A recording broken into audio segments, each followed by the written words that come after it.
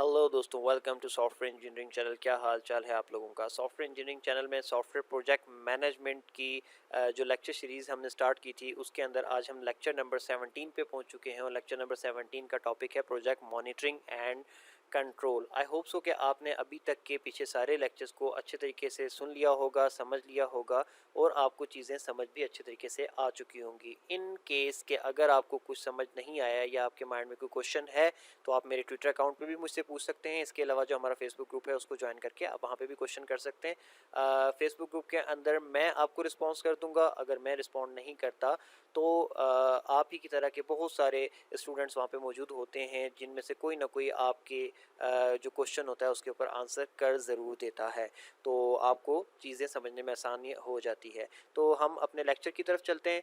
तो आज के टॉपिक की तरफ मूव करने से पहले मैं आपको बताता चलूं कि लास्ट लेक्चर में हमने कन्फ्लिक्ट मैनेजमेंट के टॉपिक को पढ़ा था। बहुत ही इंटरेस्टिंग और बहुत ही अच्छा टॉपिक था। और उस टॉपिक के ऊपर हमने ये देखा था कि जब आपकी किसी प्रोजेक्ट के ऊपर आपकी एक टीम काम कर रही होती है और उस टीम के दरमियान कन्फ्लिक्ट आ जाते हैं तो हम उन कन्फ्लिक्ट्स को किस तरीके से रिजॉल्व कर सकते हैं। कुछ स्ट्रैटेजीज थी। मैं आप लोगों को रिकमेंड करूंगा कि आप इस लेक्चर को लाजमी देख लें, क्योंकि ये कन्फ्लिक्ट ज़रूरी नहीं होता कि आपकी किसी प्रोजेक्ट मैनेजमेंट करते हुए आपकी किसी प्रोजेक्ट की टीम के अंदर ही कन्फ्लिक्ट आएंगे। कन्फ्लिक्ट्स आपके दोस्तों में भी आ सकते हैं, आपकी फैमिली में भी आ सकते हैं। और ये स्ट्रेटजीज़ प्रोजेक्ट मैनेजमेंट के अलावा बाकी भी जहाँ पे भी कन्फ्लिक्ट आए वहाँ पर आपके लिए हेल्पफुल साबित हो सकती हैं। तो मैं आप लोगों को रिकमेंड करूँगा कि ये लेक्चर लाजमी देखें। काफ़ी इंटरेस्टिंग लेक्चर है और आपकी डेली लाइफ से जो है रिलेट भी कहीं ना कहीं करता है। ओके, तो अब हम आज के टॉपिक की तरफ आते हैं जो कि है प्रोजेक्ट मॉनिटरिंग एंड कंट्रोल। तो प्रोजेक्ट मॉनिटरिंग एंड कंट्रोल क्या होता है? तो बेसिकली जो प्रोजेक्ट मॉनिटरिंग एंड कंट्रोल है ये एक पूरा का पूरा सिस्टम है जो कि बेस कर रहा होता है कुछ प्रोसेसेस के ऊपर। ठीक है।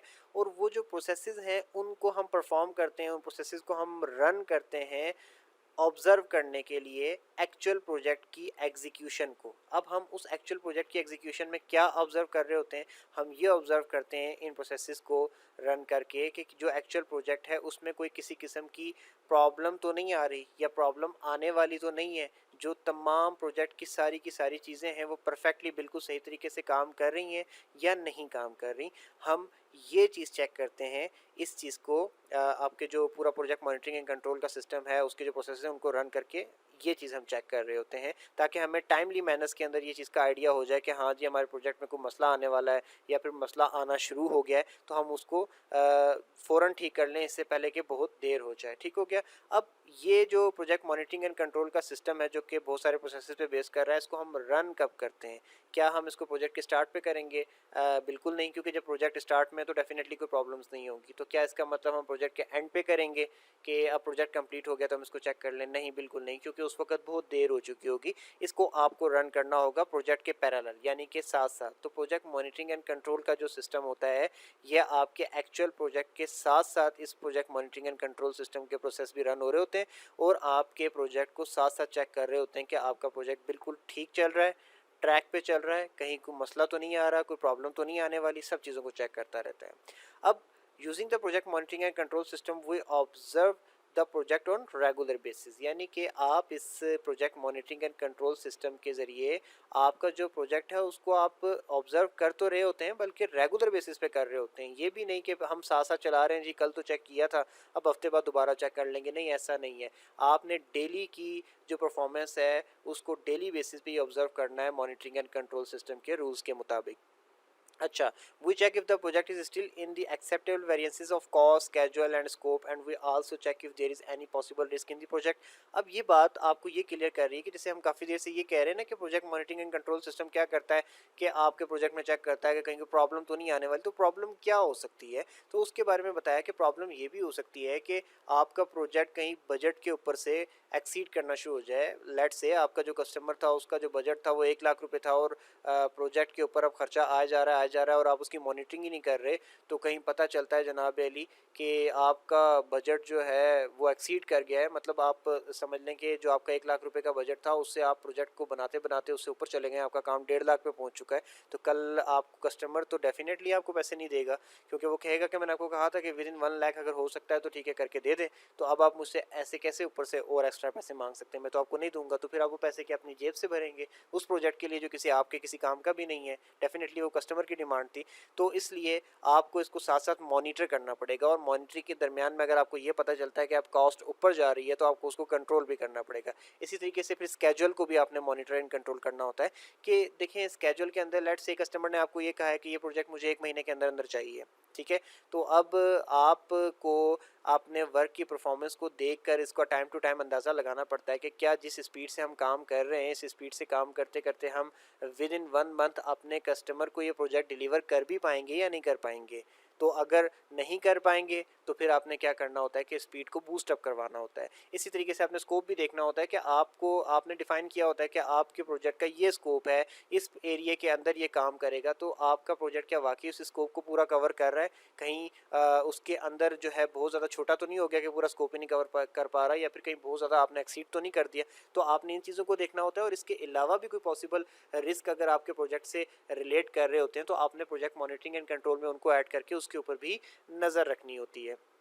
तो जैसे मैंने आपको बताया कि प्रोजेक्ट मॉनिटरिंग एंड कंट्रोल जो है वो सेट ऑफ प्रोसेसेस है, उसमें कोई एक प्रोसेस नहीं है, उसमें बहुत सारे प्रोसेसेस होते हैं। तो मैं यहाँ पर आपको सिंपल वर्ड्स में ये कह देता हूँ कि प्रोजेक्ट मॉनिटरिंग एंड कंट्रोल के कुछ स्टेप्स होते हैं, हर स्टेप एक प्रोसेस ही है। तो सबसे पहले क्या होता है, monitoring and controlling project work, यानी कि जो आपका एक्चुअल प्रोजेक्ट वर्क है उसकी मॉनिटरिंग एंड कंट्रोलिंग। इस स्टेज पे आप क्या करते हैं, आप डाटा जो है कोलेक्ट करते हैं, इस किस्म का डाटा जिससे आप प्रोजेक्ट की मेजरमेंट कर सकें, ठीक है ना, आप परफॉर्मेंस इंफॉर्मेशन जो है उसके अंदर से निकाल सकें, ठीक हो गया। और आप वो डाटा सारा का सारा कोलेक्ट करने के बाद उसकी बेस पे आप फोरकास्ट करते हैं कि आपको आने वाले वक्तों में किस किस किस्म के करेक्टिव एक्शन लेने पड़ेंगे। लेट्स से कि मैं आपको ये बता देता हूँ कि मेरे पास अगर जैसे आपकी वेदर फोरकास्ट हो रही होती है, उसमें क्या होता है, मैं आपको डेली लाइफ एग्जांपल देता हूँ। होता ये है कि अगर आने वाले वक्तों में कोई तूफ़ान आने वाला है तो वो क्या करते हैं कि जो वेदर फोरकास्ट वाले बैठे होते हैं वो अभी से नाप लेते हैं, चेक कर लेते हैं डाटा कलेक्ट करके कि ये तूफ़ान किस नौइयत का हो सकता है, कितना ख़तरनाक हो सकता है, और उसकी बेस के ऊपर हमें क्या करेक्टिव एक्शन लेने चाहिए, हमें क्या एहतियातें करनी चाहिए, वो सारी की सारी हमें वो पहले से ही बता देते हैं कि जी आप समंदर से जो है दूर हो जाएं, सी व्यू पे जाना छोड़ दें, और घरों के अंदर रहें, एंड सो ऑन सब जितनी भी करेक्टिव इन्फॉर्मेशन होती है, जो एक्शन हमें लेने चाहिए वो हमें पहले से बता देते हैं कि ये लाजमी है, ऐसा कर लें। तो इसी तरीके से जब आपके प्रोजेक्ट के ऊपर भी आप क्या करते हैं, प्रोजेक्ट पे काम कर रहे होते हैं तो कोई ना कोई ऐसा डाटा होता है जिससे आपके प्रोजेक्ट की परफॉर्मेंस वगैरह की सारी इन्फॉर्मेशन मिल रही होती है। तो आप वो कलेक्ट करते हैं इस स्टेज के ऊपर, और उसको कलेक्ट करके उसकी बेस पे फोरकास्ट कर देते हैं कि अगर कोई करेक्टिव एक्शन रिक्वायर्ड है कि हाँ जी आने वाले वक्तों में ये मसला आ सकता है, तो अभी से आप इसकी करेक्शन कर लें ताकि वो प्रॉब्लम दूर हो जाए। आप यहाँ पे ये काम कर रहे होते हैं। इसके अलावा करेक्टिव एक्शन ही नहीं, प्रिवेंटिव एक्शन या फिर कोई डिफेक्ट रिपेयर एक्शन भी चाहिए होते हैं, तो वो भी यहीं पे परफॉर्म किए जाते हैं। जैसे कि कोई रोकथाम करनी हो कि जी ऐसा काम ना करो, इसकी वजह से ये प्रॉब्लम आ सकती है, तो वो रोकथाम भी यहाँ पर कर दी जाती है। और अगर कोई डिफेक्ट आ ही गया है किसी वजह से, तो उसको रिपेयर करने के लिए जो एक्शंस रिक्वायर्ड हैं उसके बारे में भी यहीं पे बात की जा रही होती है। इसके बाद आपका जो सेकंड स्टेप आ जाता है वो आ जाता है इंटीग्रेटेड चेंज कंट्रोल। अब यहाँ पे क्या होता है, at this stage of the process we ensure that the corrective actions or any kind of other recommended changes are managed across the project knowledge area or not। अब यहाँ पे आप क्या करते हैं कि पीछे वाले स्टेज के ऊपर आपने क्या किया था कि आपने करेक्टिव एक्शंस जो थे वो रिकमेंड किए थे कि ये करेक्टिव एक्शंस जो हैं चाहिए, जो कि हमें कर लेने चाहिए ताकि हम आने वाले मसलों से बच सकें, ठीक है। तो अब ये वाला जो स्टेज होता है यहाँ पर आप आकर ये चीज़ चेक करते हैं कि जो आपने जो चेंजिंग्स बताई थी या फिर जो करेक्टिव एक्शंस आपने बताए थे वो पूरे के पूरे प्रोजेक्ट के ऊपर प्रॉपरली मैनेज वे में इम्प्लीमेंट कर दिए गए हैं या नहीं किए गए। क्योंकि प्रोजेक्ट कोई छोटी सी चीज़ तो होती नहीं है, प्रोजेक्ट एक बड़ी चीज़ होती है, इसीलिए उसके ऊपर इतने सारे लोग काम कर रहे होते हैं। एक प्रॉपर जो है स्केजुअल वे के अंदर एक प्रॉपर तरीके से जो है उसके ऊपर एक फ्लो के अंदर वर्क चल रहा होता है। तो इसलिए आपको ये चीज़ भी मॉनिटर करनी पड़ती है कि जो करेक्टिव एक्शन बता दिए गए थे उसके ऊपर क्या हर तरफ से पूरा का पूरा जो प्रोजेक्ट है उसकी पूरी बॉडी के ऊपर उस करेक्टिव एक्शन की इम्प्लीमेंटेशन प्रॉपर्ली की जा रही है, उसको यकीनी बनाया जा रहा है या नहीं। ऐसा हो सकता है कि कोई आधे एरिया में उसको इम्प्लीमेंट कर दिया गया और बाकी आधा एरिया जो है वहाँ से उसका कुछ पता ही नहीं हो कि इम्प्लीमेंट हुआ भी है या नहीं हुआ। तो इसलिए इंटीग्रेटेड चेंज कंट्रोल में इस चीज़ की जो है मेजरमेंट की जा रही होती है और इस चीज़ की मॉनिटरिंग की जा रही होती है। At this stage we monitor all things, approve change request और रिजेक्टेड चेंज रिक्वेस्ट को भी हम यहाँ पर हम मैनेज कर रहे होते हैं। ज़रूरी नहीं होता कि हर दफ़ा कुछ नया चेंज करने के लिए अप्रूव किया गया हो कि ये करेक्टिव मेजरमेंट है, इनको आप ले लें। सम टाइम क्या होता है कि कुछ एक्शंस होने जा रहे होते हैं तो उनको रिजेक्ट भी किया जाता है कि नहीं ऐसा नहीं करना, तो उस चीज़ को भी आप यहीं पे इंटीग्रेटेड चेंज कंट्रोल के अंदर जो है चेक एंड बैलेंस के साथ लेके चल रहे होते हैं कि अगर किसी चीज़ को रिजेक्ट कर दिया गया है हायर अथॉरिटीज़ की तरफ से, तो क्या वो जो चीज़ है वो रिजेक्शन पूरे प्रोजेक्ट में इंप्लीमेंट किया भी गया है या नहीं, या कहीं ऐसा तो नहीं कि हमने एक चीज़ रिजेक्ट कर दी और आधे प्रोजेक्ट के ऊपर किसी लास्ट कॉर्नर में अभी भी उसके ऊपर काम हो रहा है।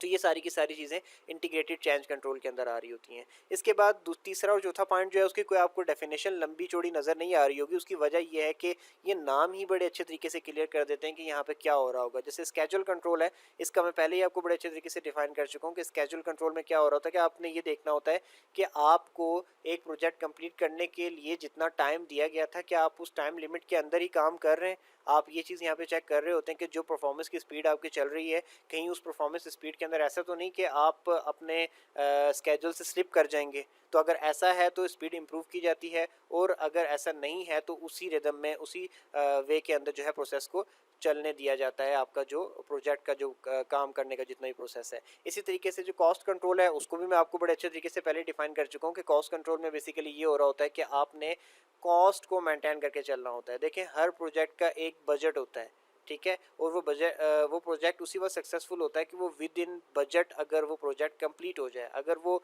उस बजट से एक्सीड करने लग जाएगा तो वो प्रोजेक्ट फेलियर की तरफ चला जाएगा, क्योंकि इतने बजट्स ही नहीं होंगे उस ऑर्गेनाइजेशन के पास, क्योंकि ऑर्गेनाइजेशन भी हर काम के लिए अपने अपने बजट लेके चल रही होती है। तो आपने कॉस्ट को कंट्रोल करना होता है सम हाउ इस तरीके से कि आपका जो ओवरऑल सिस्टम है वो उस कॉस्ट के अंदर ही रहे जितनी आपको पे होने वाली है उस प्रोजेक्ट के लिए। अब उस कॉस्ट को कैसे कैसे कंट्रोल किया जाता है, उसके मुख्तलिफ किस्म की फिर स्ट्रैटेजीज होती हैं।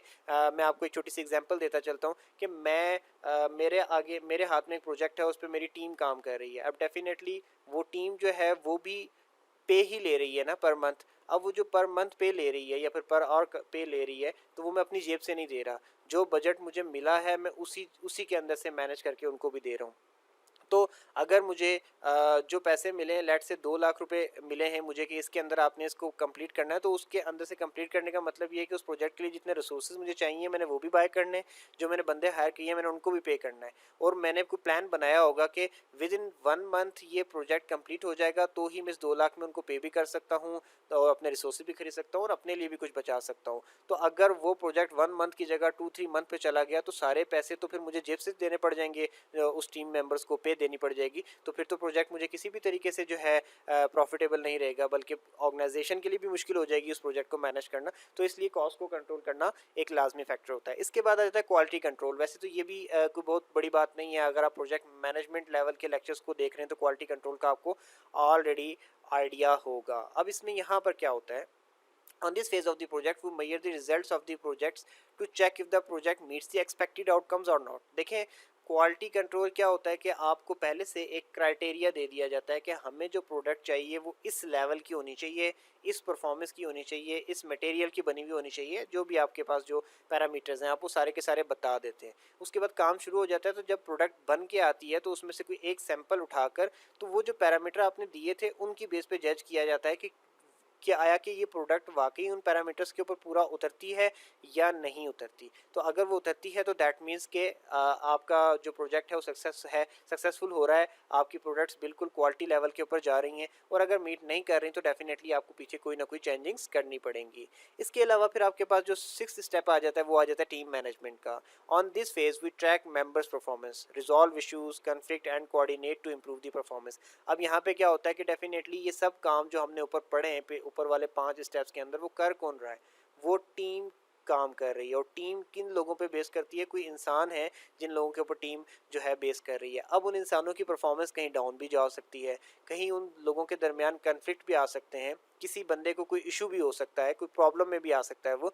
तो यहाँ पर टीम मैनेजमेंट के लेवल पे क्या किया जाता है कि उनकी परफॉर्मेंस पे नज़र रखी जाती है कि ओवरऑल टीम की परफॉर्मेंस ठीक है या नहीं है। अगर किसी को कोई इशू आ गया तो उसको फ़ौरन रिजॉल्व किया जाता है ताकि वो वापस फोकस कर सके अपने काम की तरफ। क्योंकि अगर किसी एक बंदे को भी इशू होगा टीम के, तो वो काम की तरफ फोकस नहीं करेगा, और जब काम की तरफ फोकस नहीं करेगा तो बाकी टीम मेंबर्स पे वर्क बर्डन बढ़ेगा, और वर्क बर्डन बढ़ने से प्रोजेक्ट परफॉर्मेंस स्लो होती चली जाएगी। तो इसी तरीके से कॉन्फ्लिक्ट्स आ जाते हैं।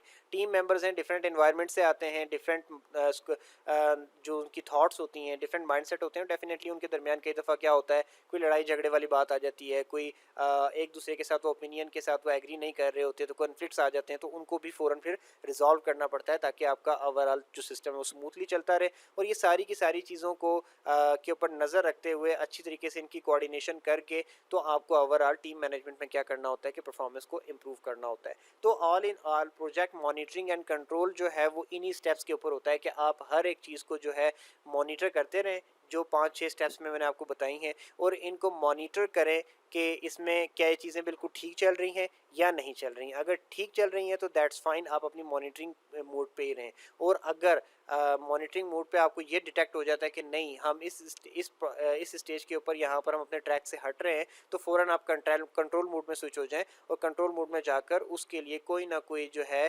स्ट्रैटेजी बनाएं कि किस तरीके से हम वापस इसको प्रॉब्लम को रिजॉल्व कर सकते हैं और सारे सिस्टम को ऑन ट्रैक लेके आ सकते हैं। तो ये होता है overall project monitoring and control system, और ये उसके स्टेप्स होते हैं। स्टेप्स मैंने बेसिकली इसके प्रोसेसेस को कहा था, जैसे मैंने आपको पहले ही बता दिया। तो आई होप सो कि चीज़ें आपको समझ आ गई होंगी। ना समझ आई हो तो प्लीज़ मेरा ट्विटर अकाउंट आपके सामने, इसके ऊपर आप मुझे फॉलो करके क्वेश्चन पूछ सकते हैं। फेसबुक ग्रुप मैंने आपको ऑलरेडी बता दिया, आप ज्वाइन कर सकते हैं। फेसबुक पेज भी हमारा इसी स्क्रीन के ऊपर आपको नज़र आ रहा होगा। प्लीज़ इसको लाइक कर लीजिए ताकि आपको जितनी भी अपडेट्स हैं वो मिलती रहें। इसके अलावा वीडियो अच्छी लगी हो तो लाइक करके प्लीज़ चैनल को सब्सक्राइब कर दीजिएगा। यही वो सपोर्ट है जो आपकी तरफ से हमें मिलती रहती है और हमें मोटिवेट करती रहती है अच्छे से अच्छा काम करने में और लेटेस्ट वीडियोस प्रोवाइड करने में। दोबारा मिलते हैं नेक्स्ट लेक्चर में, तब तक के लिए अल्लाह हाफ़िज़।